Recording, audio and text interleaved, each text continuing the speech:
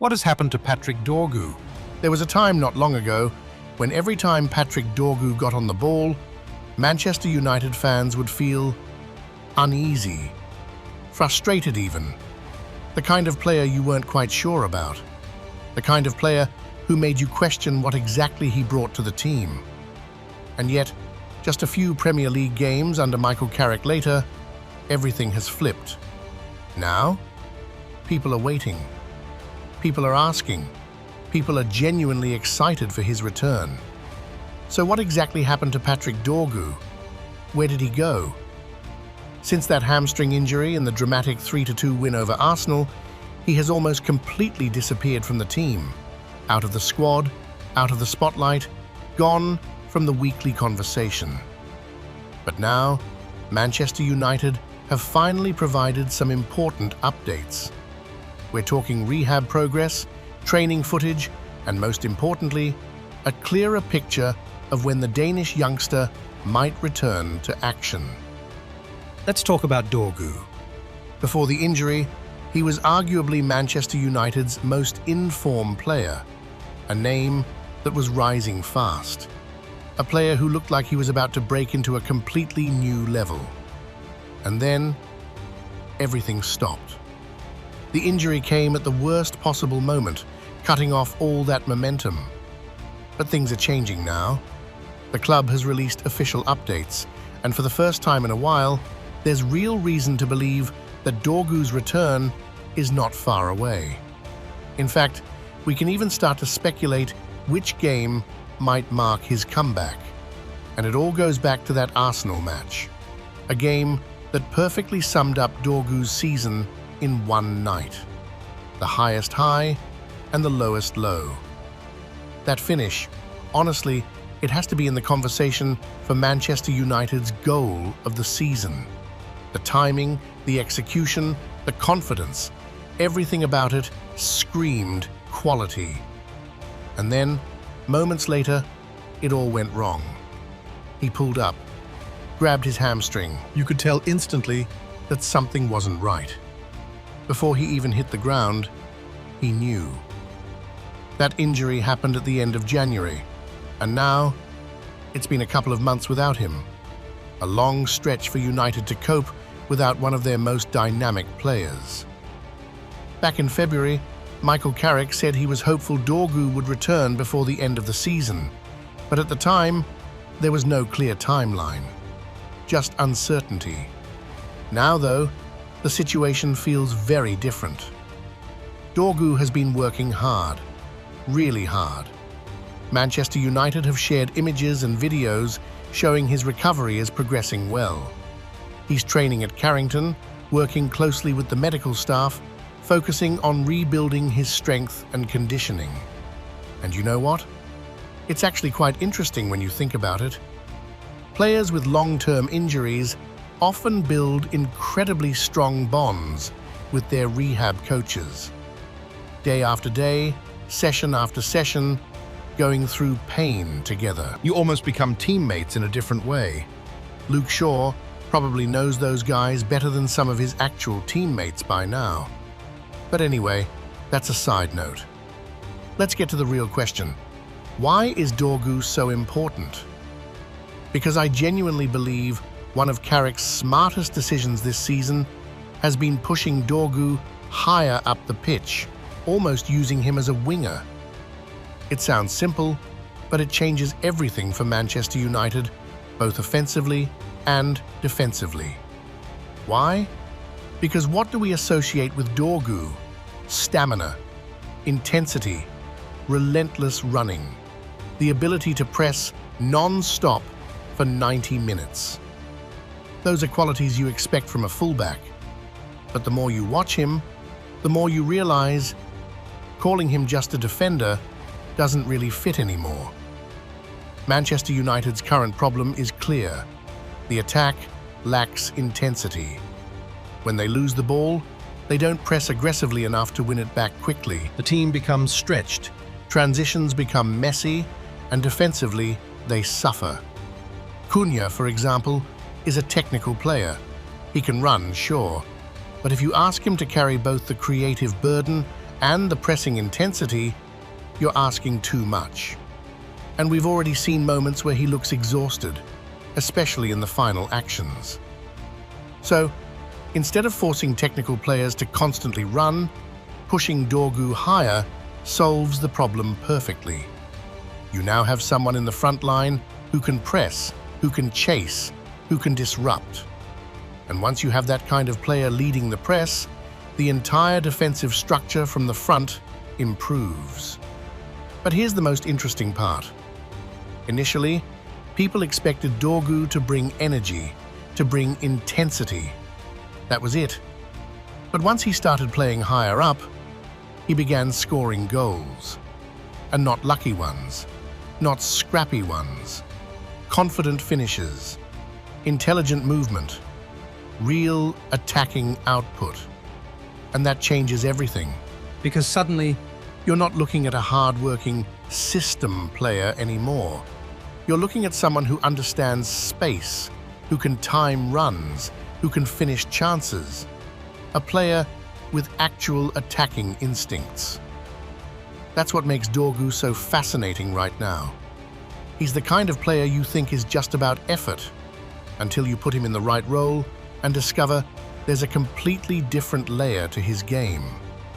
And if Carrick continues to develop him in this direction, Manchester United won't just gain another attacking option. They'll gain a weapon, a player that's unpredictable, difficult to defend, and capable of changing games. The good news is, Dorgu is getting closer, really close. And honestly, it's exciting, because I didn't think I'd miss him this much until I saw Manchester United without him. And that, more than anything, tells you just how important Patrick Dorgu has become. It's true that Manchester United are still scoring goals, still performing at a decent level. But there's one very clear issue if you watch them closely over the last 3 or 4 games. Their attacking patterns are starting to become predictable, especially down the left-hand side. When you only have 1 or 2 options, opponents figure you out very quickly. And that's exactly when you start to realize the value of a player like Dorgu. It's not just about form, it's about the variety he brings to the system. the flexibility, The unpredictability, the different layer he adds to how United operate. So, if you ask, what's actually happening with Dorgu, the answer is quite simple. He's coming back. And if everything continues on the current trajectory, Manchester United are about to get back a very important weapon for the final stretch of the season. Now let's break it down a bit more. You've got Cunha and you've got Luke Shaw. But what's the issue? Shaw can't overlap like he used to anymore. That's just the reality now. Everyone knows it. I know it. You know it. Anyone who watches football knows it. And Cunha? To be fair, one of his best performances came against Bournemouth, where he absolutely gave their right back, I think it was Jimenez, a nightmare. Constant pressure, won a penalty, and if I'm not mistaken, he's won 2 penalties for United just in March. But here's the real problem. Shaw doesn't provide width anymore, and Cunha naturally wants to drift inside. so both of them, In different ways, don't offer that natural width to stretch the pitch. And that's where Dorgu is completely different. The way Dorgu hugs the touchline, the way he stretches the defense, the way he opens up space, it changes the entire attacking structure. From those early crosses that led to Sesko's goal against Burnley, to the overall impact he had in the early games, one thing was very clear.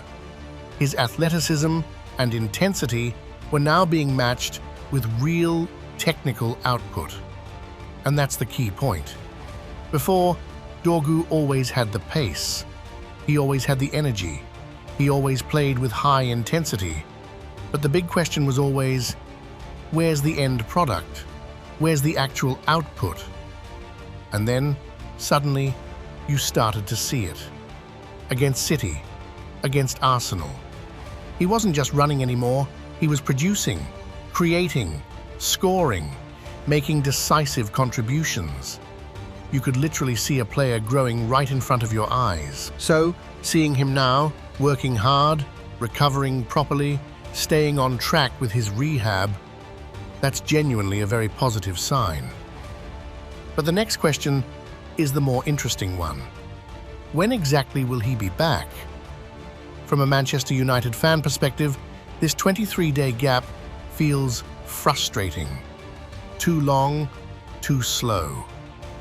But for Dorgu, it's actually a blessing, because right now, the projected return timeline is mid-April. The first game after the international break is Leeds, which is just over 20 days away. If everything continues as planned, there's a very real chance we could see Dorgu back on the grass, back in full training, sometime in early April. I remember a few weeks ago, I said I'd be surprised if he came straight back into the team at the same level. And honestly, I still feel that way. Because before the injury, he was playing at such a high intensity, such a sharp level. Getting back to that immediately is not easy. But in terms of possibility, You could realistically see him in the squad for the Chelsea game. And if United decide to be more cautious, then Brentford becomes the more likely target. And if you look at how United have handled injuries recently, whether it's Martinez or others, they've clearly leaned towards caution. So even if the Chelsea game fits the timeline Carrick mentioned, roughly around 10 weeks, I still think they won't rush it. Brentford, on May 27th, feels more realistic. And if that's the case, then Dorgu could be back for the final 5 games of the season. Brentford, Liverpool, Sunderland, Forest, and Brighton. And just hearing that already makes it exciting. Even just seeing him back in training, even if it's only rehab work for now, is enough to lift the mood. Because there's a big difference between resistance bands, strength work, conditioning drills, and actually stepping back onto the pitch. But at least everything is moving in the right direction. I don't expect him to walk straight back into the starting 11. That wouldn't make sense. But just having him available already gives United something they've been missing: variety. Without him, the attack has been too narrow, too predictable. Teams know they can just close down the middle, leave space out wide, and United won't really punish them. Dorgu changes that. He brings flexibility. He brings a different option. He brings width. And to be honest, right now, I actually see his future more as a left winger than a traditional left back. But that will depend on what United do in the summer transfer window, who they sign, how they build the squad. For now, the most important thing is this: Dorgu is recovering well. Everything is on schedule, and there's a very strong chance we'll see him back in April, or at the latest, late May. Personally, I'm leaning towards Brentford, but football is unpredictable. You never really know. Either way, this is good news. United have some momentum right now, and Dorgu returning at the right time could be a crucial piece for the final stretch of the season.